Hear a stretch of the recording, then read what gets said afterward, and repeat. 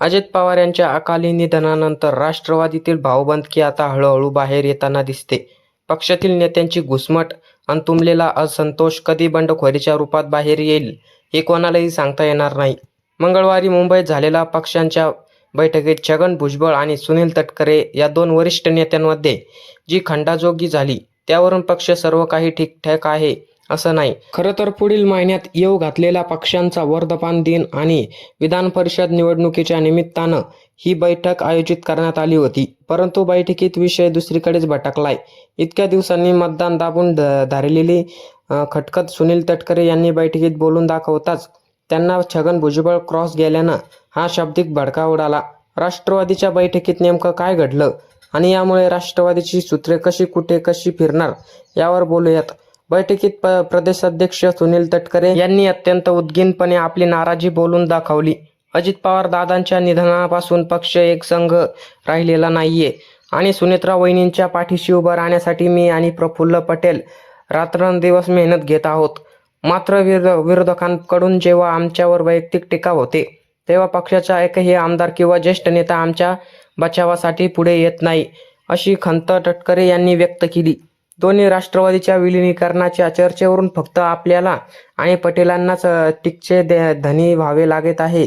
अशा वेळी पक्षाच्याकडून कुठलाही पाठिंबा मिळत नसल्याचा आरोप तटकरे यांनी केला. तटकरे जेव्हा आपली नाराजी मांडत होते तेव्हा छगन भुजबळ यांनी त्यांना मध्येच थांबवलं. जे झालं ते झालं, ते विषय सोडून द्या, विषय लवकर संपवा.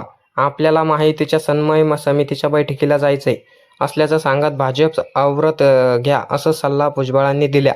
यावरून दोन्ही नेत्यांमध्ये भर बैठकीत तीव्र शाब्दिक चमका उडाली. बैठकीनंतर भुजबळांनी माहितीच्या समन्वय समितीच्या फोनमुळे आणि त्यांचा माझा मुद्द्याचा पटकन बोलण्यास सांगितलं.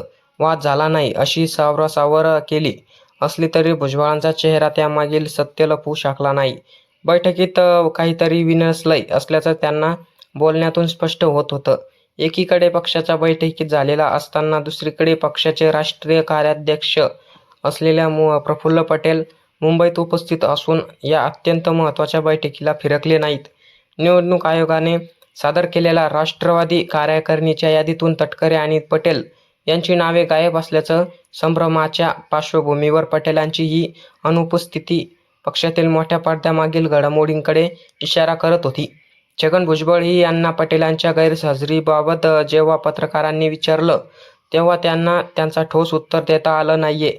काही कारण असतील म्हणून ते आले नाही असं थातूर मातूर उत्तर देऊन भुजबळांनी वेगळं मारून दिले. दरम्यान बैठकीत सुनील तटकरे बोलण्यासाठी उभे राहण्यापूर्वीच पार्थ पवार यांनी तडाफडाची बैठकीतून काढता पाय घेतल्याचं चर्चा रंगली होती. त्यामुळे यातूनच अनेक राजकीय अर्थ निघतात. पक्षाच्या कार्यकारिणीच्या पवार आणि कुटुंबियाच्या वाढत वर्चस्व पटेल आणि तटकरे यांना आधीच खटकतंय. आता पार्थ पवार देखील आपल्या कृतीतून या वादाला अजूनच हवा द्यायल्याचं बोललं जातंय. अजित पवारांच्या निधनानंतर पक्षात नेतृत्वाचा अभाव निर्माण झालाय. त्यामुळे पक्षात दिवसेंदिवस धुसफूस वाढताना दिसते. सुनेत्रा पवार यांनी पक्षाची सूत्रे हातात घेतल्यानंतर पक्ष संघटनेवर पकड मजबूत करताना ज्येष्ठ नेत्यांना डावलण्याची भावना दुसऱ्या फळीत निर्माण झाली. त्यातच पार्थ पवार यांचा वाढता हस्तक्षेप अनेकांच्या डोळ्यात भरत आहे. अजितदादा इतकी पकड नवीन नेतृत्वाकडे नसल्याने आमदारांमध्ये भविष्याबाबत असुरक्षिततेची भावना आहे. अजित पवार गटाचे 22 आमदार शरद पवार यांच्या संपर्कात असल्याच्या चर्चामुळे अंतर्गत अव्यवस्था सिंगली पोहोचली. पक्षात पुन्हा बंडखोरी होण्याची चर्चा राजकीय वर्तुळात आहे. राजकीय वर्तुळात यांच्याकडून होणाऱ्या आरोपांना आक्रमक उत्तर देण्याची मागणी आमदारांनी केली असली तरी मध्यरात्री काही आमदार आणि सुनील तटकरे यांनी शरद पवारांची भेट घेतल्यानं पक्षातील अंतर्गत गोंधळ आगमनाची वाढलंय. नेमकं कोणाच्या बाजूनं जावं असा प्रश्न आता आमदारांना पडलाय. छगन भुजबळांनी पक्षात कोणतीही फूट नाही, पक्षातले आमदार कुठेही गेले नाहीत असा दावा केला तरी पडद्यामागे आमदारांची मोठ्या प्रमाणावर चलबिल सुरू आहे. भुजबळ, तटकरे आणि पटेल यांसारख्या बलाढ्य नेत्यांना एकत्र बांधून ठेवणं आणि त्यांच्यातील अंतर्गत हवेदावे मोडीत काढणं हे सुनेत्रा पवारांसमोरील पहिलं मोठं आव्हान आहे. बैठकीत सुनेत्रा पवारांनी पक्षाची बदनामी करणाऱ्यांना सडेत उत्तर द्या आणि पक्ष एक संध ठेवा असल्याचा संदेश जनतेपर्यंत पोहोचवला असला अशा सूचना दिलेल्या आहेत. मात्र विधान परिषद निवडणुका आणि आगामी राजकीय समीकरणांमध्ये आमदारांना शरद पवार गटात जाण्यापासून रोखणं ही सुद्धा सुनेत्रा पवारांसाठी अग्निपरीक्षा ठरणार आहे.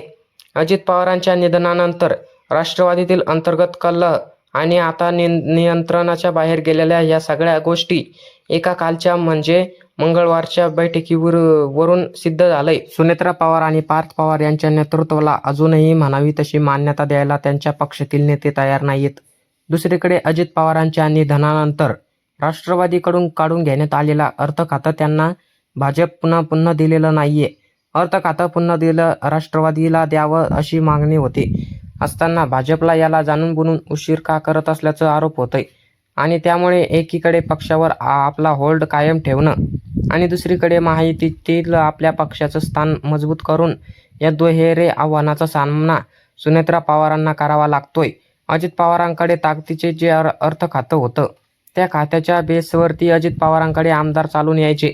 मात्र अर्थ खातं नसताना कारण अजित पवारांच्या आमदारांना एकतर शिंदे गट आणि दुसरं भाजप यांचेच पाय धरण्याची वेळ येते. मग जर नेतृत्व आपल्याला ताकदच देत नसेल आणि देणार नसेल आणि ज्या अर्थ खात्याच्या जीवावर अजित पवारांचे आमदार हे उडी मारत होते ती उडी मारण्या इतका आवाही जर पक्षाकडे नसेल तर हा पक्ष फुटीच्या उंबरठ्यावर आहे.